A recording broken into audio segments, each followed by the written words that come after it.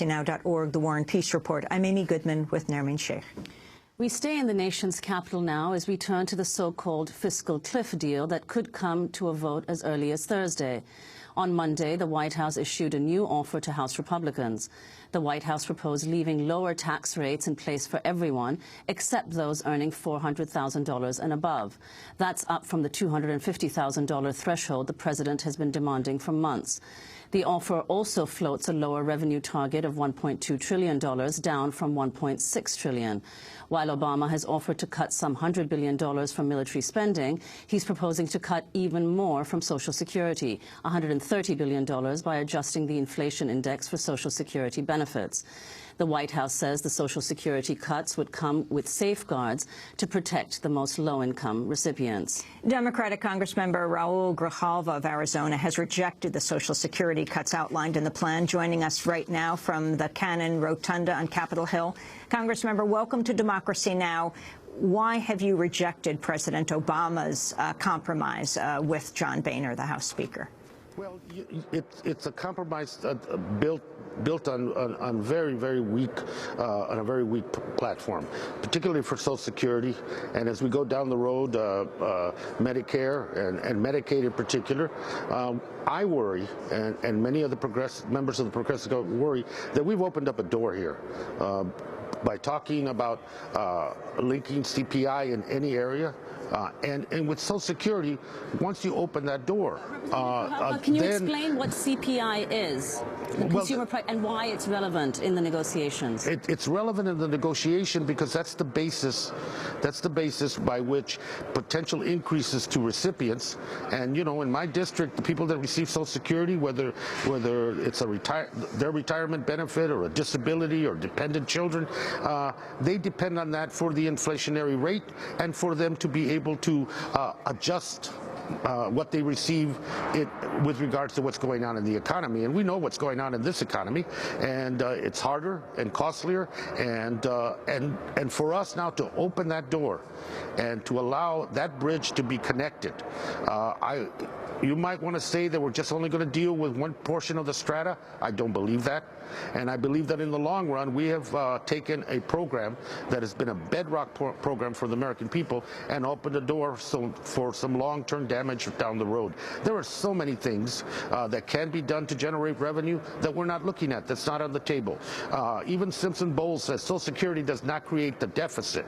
It is, though, a source of revenue, and that's how it's being looked at in terms of these cuts. Representative Grijalva, can you talk about some of the key constituents who would be most effective if this proposal goes through? Well, in my district, a large percentage, I would say over half, and many in the country, Social Security is their only source of income, their sole source of income. We're talking about people with disabilities that Social Security assists. We're looking on dependents and survivors. This is not a group that's readily going to go out and make up the difference in any potential cut. And by opening this door, you are talking about benefit cuts. You can put whatever kind of ornaments you want, but it is a benefit cut, and many of us see that, and we see this link in the long term to be something the Republicans have been wanting as a means to begin to deal with Social Security and deal with the trust fund and deal with the fact that the rate of inflation has dictated what the increases have been for recipients. Have you spoken with President Obama? How do you and how much consensus do you feel you have in the House right now to oppose cuts to Social Security and compare it to military spending? Yeah, well, you know, military spending, saying it's the proposal, as I understand it, is $100 billion. Even Gates proposed more cuts than that out of defense on antiquated weapons and making sure that we took care of our troops. But let's look at the fact that we continue to build weaponry that is of no utility in this age, and more importantly, of no utility in the whole issue of disarmament, and no utility in the whole issue of maybe restoring some sense of balance and peace in this world. Having said that, it should be an area that is not sacrosanct.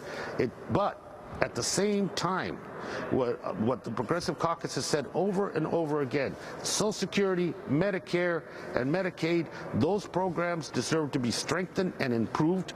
That should be a discrete discussion about improvement and strengthening, and that should be other things on the table, Amy. Other things like a transition tax for corporations and for Wall Street of transfers of $1 million in the stock market. There should be some cuts in the subsidies for corporations. There should be some regulations and oversight to make sure that we don't get in the catastrophe that we got into. This amnesia that we don't know how we got here is possibly the most bothersome to me, that we will repeat and use this opportunity and use the debt ceiling as an opportunity to further push the agenda, which has been the hard rights agenda, which is to begin to dismantle systematically the support system that's out there for the American people. And that support system is what the federal government does with programs like Social Security and education. Congressmember Raúl Grijalva, we want to thank you very much for being with us, Democrat of Arizona, co-chair of the Congressional Progressive Caucus. Thanks so much for watching this report from Democracy Now!, your daily independent global news hour. We don't accept advertising or corporate funding, but rather rely on donations from viewers like you.